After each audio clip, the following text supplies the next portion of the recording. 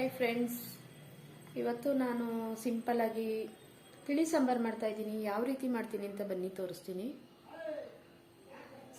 ಒಂದು 5 ನಿಮಿಷದಲ್ಲಿ ಆಗೋ ಅಂಥ ತಿಳಿ ಸಾಂಬಾರು. ಬನ್ನಿ ಯಾವ ರೀತಿ ಮಾಡ್ತೀನಿ ಅಂತ ತೋರಿಸ್ತೀನಿ.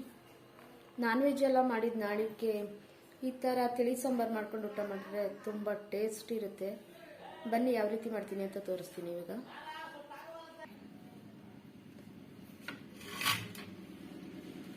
100 ಗ್ರಾಮ್ ಹೆಸರು ಬೇಳೆ ತೊಗೊಂಡಿದ್ದೀನಿ, ಕೊತ್ತಂಬರಿ ಸೊಪ್ಪು, ಜೀರಿಗೆ, ಮೆಣಸು, ಒಂದು 5 ಹಸಿಮೆಣಸಿನಕಾಯಿ, ಟೊಮೊಟೊ, ಇದು ಒಗ್ಗರಣೆಗೆ, ಕರಿಬೇವು, ಸಾಸಿವೆ, ಒಣಮೆಣಸಿನ್ಕಾಯಿ, ಅರಿಶಿನ, ಹಿಂಗು.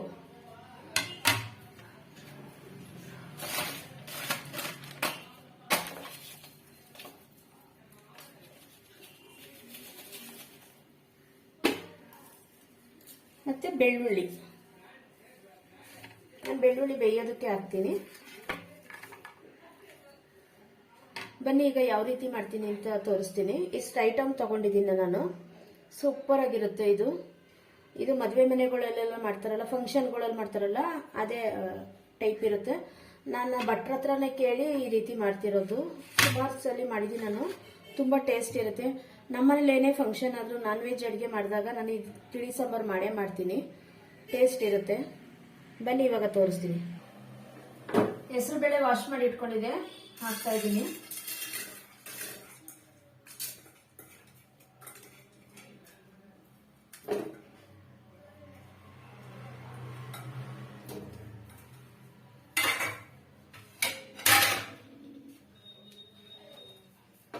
ಒಂದು 5 ಹಸಿಮೆಣಸಿನಕಾಯಿ ಹಾಕ್ತಾ ಇದ್ದೀನಿ. ಟೊಮೊಟೊ, ನೀವು ಎಷ್ಟು ಜನಕ್ಕೆ ಮಾಡ್ತೀರಾ ನೋಡಿಕೊಂಡು ಟೊಮೊಟೊ ಹಾಕೊಳ್ಳಿ. ನಾನಿಲ್ಲಿ 6 ಟೊಮೊಟೊ ತಗೊಂಡಿದ್ದೀನಿ. ಬೆಳ್ಳುಳ್ಳಿ ಬೇಯಕ್ಕೆ ಹಾಕಬೇಕು. ಬೆಳ್ಳುಳ್ಳಿ ಹಾಕ್ತಾ ಇದ್ದೀನಿ. ಅರಿಶಿನ ಹಾಕ್ತಾ ಇದ್ದೀನಿ. ನೀರು ಹಾಕ್ತಾ ಇದ್ದೀನಿ.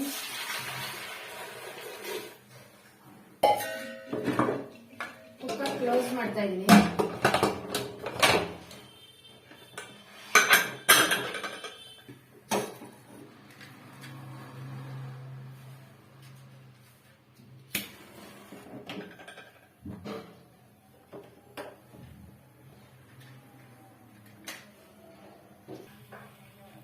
ಈ ಕಡೆ ರೈಸ್ ಇಟ್ಟಿದ್ದೀನಿ. ಹೆಸರು ಬೇಳೆ 3 ವಿಸಲ್ ಬರಲಿ. 3 ವಿಸಲ್ ಬಂದ್ರೆ ಚೆನ್ನಾಗಿ ಬೆಂದಿರುತ್ತೆ. ಹೆಸರು ಬೇಳೆ ಎಲ್ಲ ಒಗ್ಗರಣೆ ಹಾಕೋದಕ್ಕೆ ಚೆನ್ನಾಗಿರುತ್ತೆ. ತುಂಬಾ ಟೇಸ್ಟ್ ಇರುತ್ತೆ. ಈ ರೀತಿ ಮಾಡಿ ನೋಡಿ ಒಂದಿನ, ನಿಮ್ಗೆ ಗೊತ್ತಾಗುತ್ತೆ ಅಂತ. ನಾನು ಇದು ಒಂದು ಭಟ್ರು ಕೇಳಿದ್ದೆ. ಅವರು ಭಟ್ರು ಈ ರೀತಿನೇ ಮಾಡೋದು ಅಂದ್ಬಿಟ್ಟು ನೋಡಿದ್ರು. ಆಮೇಲೆ ನಮ್ಮ ಮನೆ ಫಂಕ್ಷನ್ ಅಲ್ಲಿ ನೋಡಿದೆ ರಸಂ ಮಾಡೋದ. ಇದೇ ರೀತಿ ಅವರು ಹೆಸರು ಬೇಳೆ ಎಲ್ಲ ಕೂಗಿಸ್ಕೊಂಡು ಮಾಡಿದ್ರು. ಅದನ್ನೇ ನೋಡ್ಕೊಂಡು ನಾನು ಮನೇಲಿ ಟ್ರೈ ಮಾಡಿದೆ. ತುಂಬಾ ಚೆನ್ನಾಗಿ ಬಂತು. ಅವಾಗಿನಿಂದ ನಾನು ಹೆಸರು ಬೇಳೆ ಹಾಕಿ ರಸಂ ಮಾಡಿದ್ರೆ ಇದೇ ರೀತಿನೇ ಮಾಡೋದು. ನಮ್ಮನೇಲಿ ಎಲ್ಲರೂ ಇಷ್ಟಪಟ್ಟು ತಿಂತಾರೆ. ಈ ತರ ರಸಂ ಮಾಡಿದ್ರೆ ಇಷ್ಟ ಆಗುತ್ತೆ ಮಕ್ಳಿಗೆ, ದೊಡ್ಡವ್ರಿಗೆ, ಎಲ್ರಿಗೂ. ಇದ್ರ ಜೊತೆಗೆ ನಾನು ಜಾಸ್ತಿ ಕಡಲೆಕಾಳು ಉಸ್ಲಿ ಮಾಡ್ತೀನಿ. ಇಲ್ಲ ಅಂತಂದ್ರೆ ಹಪ್ಪಳ ಹಾಕೋತೀನಿ ನಾನು. ಚೆನ್ನಾಗಿರುತ್ತೆ. ಹಪ್ಪಳನೇ ಟೇಸ್ಟ್ ಇದಕ್ಕೆ.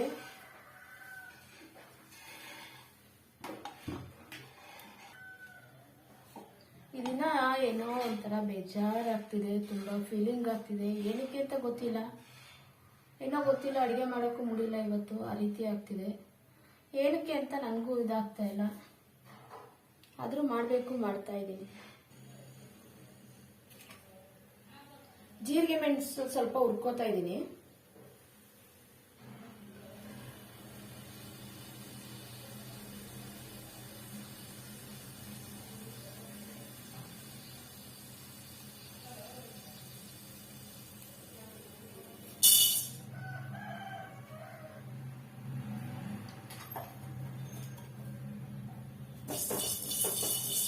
ಸ್ವಲ್ಪ ಬೆಚ್ಚಗೆ ಮಾಡ್ಕೋತೀನಿ ಅಷ್ಟೇ. ನಾನು ಜಾಸ್ತಿ ಏನು ಫ್ರೈ ಮಾಡಲ್ಲ. ಇದನ್ನ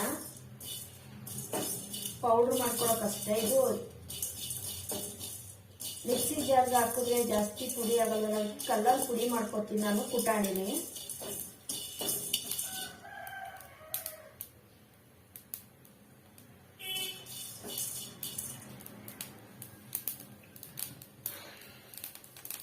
ಸಾಕು ಇಷ್ಟೇ ನಾನು ರೋಸ್ಟ್ ಮಾಡ್ಕೊಂಡಿದ್ದು.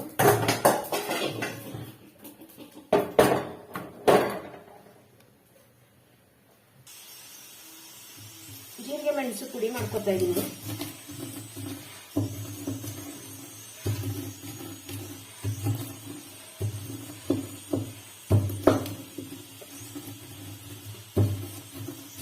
ಮೆಣಸು ಕೆಳಗಡೆ ಚೆಲ್ಲದೆ ಇರೋ ತರ ನೋಡ್ಕೊಳ್ಳಿ, ಚೆಲ್ಲಬಾರ್ದು, ಅದು ಲಕ್ಷ್ಮಿಗೆ ಸಮಾನ. ಅದು ಕೆಳಗಡೆ ಬಿದ್ದರೆ ಮನೇಲಿ ಜಗಳ ಅದು ಇದು ಆಗುತ್ತೆ.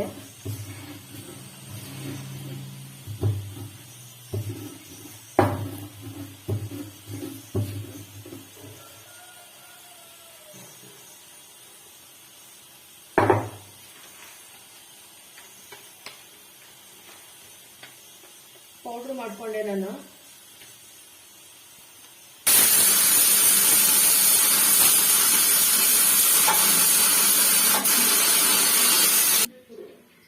ಉದ್ದಿನ ಹಪ್ಪಳ ತಗೊಂಡಿದ್ದೀನಿ ನಾನು. ಉದ್ದಿನ ಹಪ್ಪಳ ಹಾಕೋತಾ ಇದ್ದೀನಿ ನೆಂಚ್ಕೊಳ್ಳೋದಕ್ಕೆ ಅಂತ. ಎಣ್ಣೆ ಕಾಯೋದಕ್ಕೆ ಇಟ್ಟಿದ್ದೀನಿ.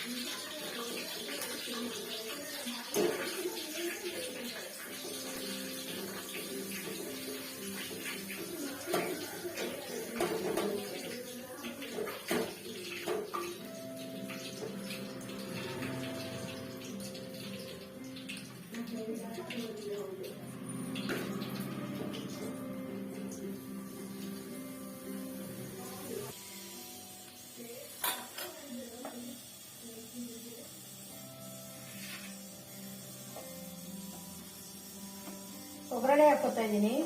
ಸಾಸಿವೆ ಹಾಕೋತಾ ಇದ್ದೀನಿ.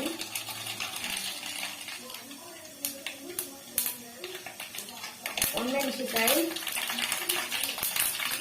ಕರಿಬೇವು, ಜೀರಿಗೆ ಮೆಣಸನ್ನ ನಾನು ಕುಕ್ಕರ್ ಒಳಗೆ ಹಾಕೋತಾ ಇದ್ದೀನಿ. ಪೌಡ್ರ, ಹಿಂಗ ಹಾಕ್ತಾ ಇದ್ದೀನಿ ಒಗ್ಗರಣೆಗೆ.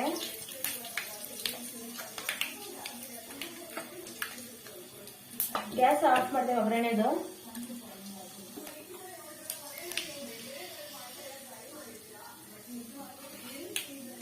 ಲಾಸ್ಟ್ ಕೊತ್ತಂಬರಿ ಸೊಪ್ಪನ್ನು ಕೂಡ ಹಾಕೋತಾ ಇದ್ದೀನಿ.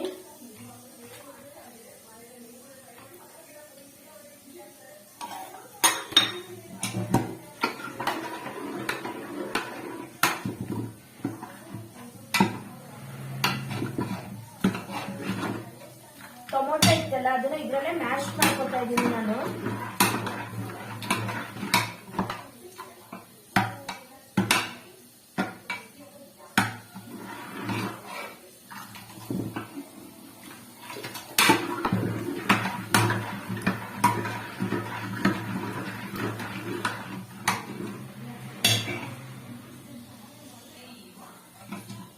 ಪಾತ್ರೆಗೆ ಹಾಕೋತಾ ಇದ್ದೀನಿ.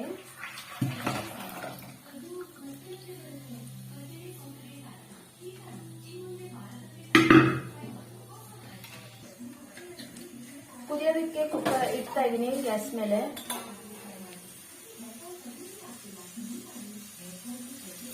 ಒಗ್ಗರಣೆ ಮಾಡಿರೋದು ಕೂಡ ಹಾಕೋತಾ ಇದ್ದೀನಿ.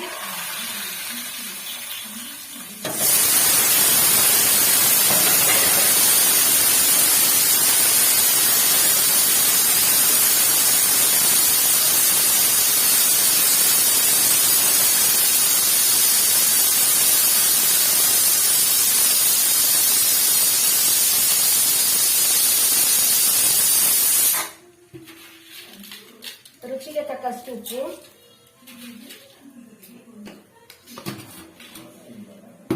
ಈಗ ಒಂದು ಕುದಿ ಬಂದ್ರೆ ಅದು ರೆಡಿ ಆಗುತ್ತೆ. ಸಾಕು, ಒಂದು ಕುದಿ ಬರ್ಲಿ.